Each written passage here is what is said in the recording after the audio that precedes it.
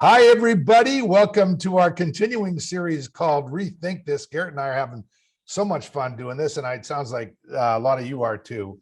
We're re-examining, reconsidering policies, assumptions, thoughts we have about work that get enacted that maybe need to get reconsidered. And so this category is in the dumb rules category, and it's related to dress codes. And I'm going to tell you a little story. So I hire a top-notch candidate, and as we were about to wrap up the offer and the final interview, the person says, "What's the dress code?" And I said, "No dress code here. Just come to work comfortable." And this is still when we're at campus, and the person showed up at their first day of work naked. Naked.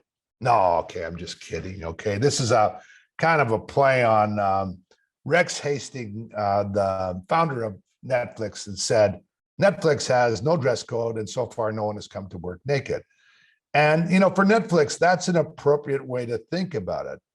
But, we were looking at some of the still dress codes that are still quite prominent in a lot of organizations. And I'm going to just rattle a few off and see what you think. No open-toed shoes, no natural hairstyles or dreadlocks.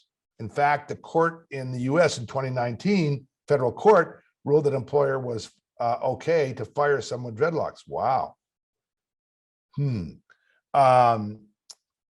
Another one is no bare arms or bare legs for women. Got to wear hose or you've got to wear a blouse, but no bare arms. No beards, no 5 o'clock shadows. If you're wearing a suit, it must be charcoal gray, navy blue, or black. And there's quite a list of these particular dress code rules that organizations have. So let's stand back a little bit and think about this. Well, look, here's the way I think we ought to reconsider these. Tie your dress code to your purpose and your values. Now, for an example, I work with the wonderful IT team at Harvard, Continuing Education Professional Development Group, and the men wear blazers or ties. The women are dressed a little bit more formally relative to IT organizations. And when I asked them about that, they talked about the intentionality they put behind that, attracting Harvard customers and just the Harvard brand. And they felt that it kind of was just a statement around just the kind of professionalism that they wanted to present. As a matter of fact, even for instructors, when I taught it on campus at Cambridge, I wasn't allowed to wear jeans. And so I get it. They tied it to what their purpose was. And of course, how would you feel if you were coming onto an airplane? Pilots were just, came in there with their, work boots and their hoodies and just, would you feel differently about it? I would. I wouldn't like it. I like the image that the airlines try to present around my safety and professionalism, and that they're going through the checklist, because that's just the way I feel about it. So I'm just challenging you to think through why you have the dress codes that you have. If they exist because they're just out there and they're just dumb, paternalistic, and treat people like children, then change them. If you have them, then be clear about them and tie them to the purpose and values of your organization. Now, I'm going to do one more segue, and this is about the world that we're now moving into around hybrid workplaces and or remote workplaces.